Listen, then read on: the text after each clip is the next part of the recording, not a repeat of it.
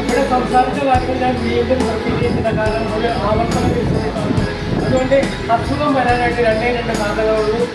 Doctor ജില്ലാ സ്കൂളിൽ പ്രഖ്യാപിച്ച കാര്യം അത് ഇന്നും ഒരു മാറ്റം ഉണ്ടാക്കില്ല. അദ്ദേഹം അത് ഇത്രയുള്ളൂ, അസുഖം വരാൻ രണ്ട് കാരണം. അത് ഒന്ന് നമ്മൾ കഴിക്കുന്ന ഭക്ഷണത്തിലൂടെയും വെള്ളത്തിലൂടെയും ശ്വസിക്കുന്ന വായുവിലൂടെയും നമ്മുടെ ശരീരത്തിലേക്ക് അകത്തേക്ക് കടക്കുന്ന ജൈവ വിഷമാലിന്യങ്ങൾ. രണ്ടാമത്തെ കാരണം അദ്ദേഹം പറഞ്ഞത് നമ്മൾ കഴിക്കുന്ന ഫുഡിൽ നിന്ന് വേണ്ടത്ര അളവിൽ നമുക്ക് ന്യൂട്രീഷൻ കിട്ടുന്നില്ല.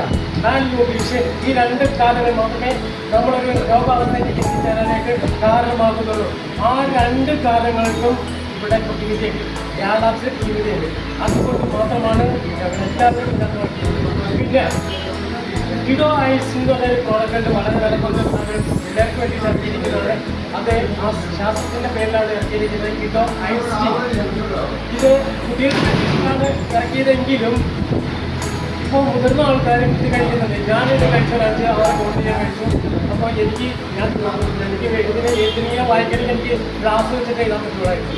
ഇപ്പോൾ ഗ്ലാസ് ഇല്ലാതെ എനിക്ക് അതായത് കണ്ണട വയ്ക്കാതെ എഴുതാനും വായിക്കാനും കഴിയുന്നുണ്ട്. ആ കിഡോ ഐസിൻ്റെ പ്രത്യേകതയോടെ അത് ലിവറിന് നല്ലതാണ്. മദ്യം കഴിക്കുന്ന ആളുകളുണ്ടെങ്കിൽ അവരെ കണ്ടുപിടിച്ചിട്ടുണ്ടെങ്കിൽ സാധനം കൊടുത്തിട്ടുണ്ടെങ്കിൽ 3 പേർക്ക് കഴിക്കുന്ന ആളുകൾ അവരുടെ ലിവർ കറക്റ്റായിട്ട് കിട്ടും.